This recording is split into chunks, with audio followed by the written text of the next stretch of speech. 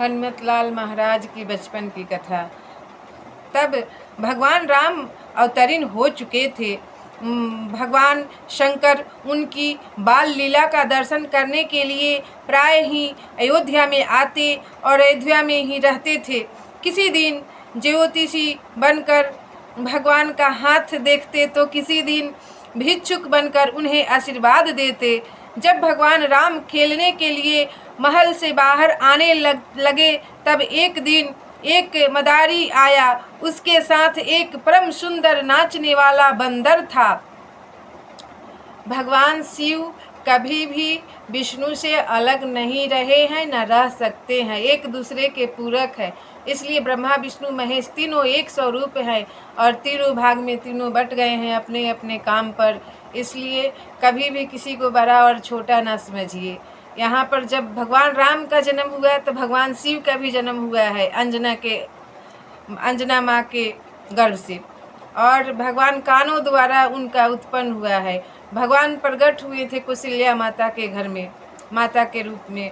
माता कौशल्या को सब पता है कि कैसे भगवान का जन्म हुआ, इसलिए भगवान का कभी जन्म नहीं हो सकता है। भगवान तो सबको जन्म देते हैं, भगवान को जन्म कौन दे सकता है? भगवान प्रकट होते हैं।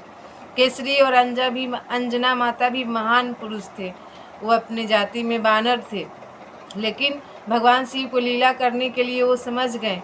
ध्यान उनका टूट गया, ध्यान लगा के समाधि लगा के बैठे थे। देख लिए कि भगवान राम पृथ्वी पर जन्म हो चुके, अब भगवान के पास हमको भी चलना चाहिए। तब सती माता को बताए हैं कि अब हमको भी जाना होगा उनका सेवा करने के लिए, और यहाँ पे हर रोज लीला दिखा रहे हैं। और भगवान राम के साथ बचपन में भी खेले हैं और बड़ा में भी साथ में रहे हैं। यहाँ पर यही कहानी बता रहा है। भगवान राम खेलने के लिए महल से बाहर आने लगे तब एक दिन एक मदारी आया। उसके साथ एक परम सुंदर नाचने वाला बंदर था। मदारी डमरू बजाता हुआ राजमहल के फाटक पर जा पहुंचा। बहुत से लड़के इकट्ठे हो गए। भगवान राम भी अपने भाइयों के साथ आ गए। यह बंदर साधारण बंदर थोड़े ही था, यह तो अपने भगवान को रिझाने के लिए हनुमान रूप में प्रकट होने वाले स्वयं शिव थे। भगवान को मदारी का खेल दिखा रहे हैं शंकर भगवान। बचपन में शिव थे। नाचने वाले भी आप, नाचने वाले भी आप, यह सब किस लिए? केवल अपने प्रभु की मधुर लीला देखने के लिए, उनके साथ खेलने के लिए और उनकी प्रसन्नता के लिए। आखिर भगवान रिझ गए। बंदर का नाच देखकर सब लोग लौटने लगे, परंतु भगवान राम अड़ गए। उन्होंने कहा कि मैं तो आहा कैसा प्रेम है,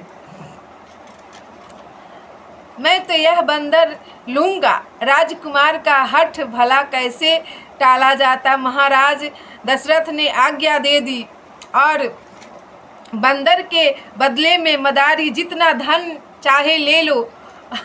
दशरथ जी ने आज्ञा दे दी कि बंदर के बदले में मदारी जितना धन चाहे ले लो। बंदर मेरे श्याम सुंदर को दे दो। मदारी धन के लिए तो आया नहीं था, वह तो आया था अपने आप को प्रभु के चरण कमलों में समर्पित करने के लिए। भगवान राम ने अपने हाथों उस बंदर को ग्रहण किया। अब तक वे अपने आप को स्वयं नाचा रहे थे और अब नाचने वाला हुए। भगवान राम तथा नाचने वाले हुए स्वयं। वे युग युग की अभिलाषा पूरी हुई। वे आनंद तिरिक से नाचने लगे। सब लोग उस बंदर का नाच देखने लगे, तन्मय हो गए और मदारी लापता हो गया। पता नहीं वह मदारी बंदर में ही प्रवेश कर गया या अपना काम पूरा हो जाने पर कैलाश चला गया। तब इस रूप में हनुमान बहुत दिनों तक भगवान राम की सेवा और मनोरंजन करते रहे। दोनों साथ में खेलने लगे एक दूसरे के साथ। जब विश्वामित्र राम और लक्ष्मण को ले जाने के लिए आए तब भगवान ने उन्हें एकांत में बुलाकर समझाया। उन्होंने कहा, हनुमान तुम मेरे अंतर्गम सखा हो, तुमसे मेरी कोई लीला छिपी नहीं है। आगे चलकर मैं रावण को मारूंगा, उस समय मुझे वानरों की आवश्यकता होगी। साए साए बात कर रहे हैं भगवान शिव से भगवान राम। रावण ने बाली को मिला रखा है।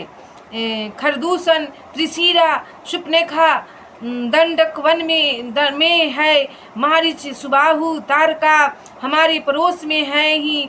उनका जाल चारों ओर फैला है। तुम शबरी से मिलकर ऋषि मुक्त पर्वत पर जाओ और वहाँ सुग्रीव से मित्रता करो। मैं धीरे धीरे रास्ता साफ करता हुआ वहाँ आऊँगा।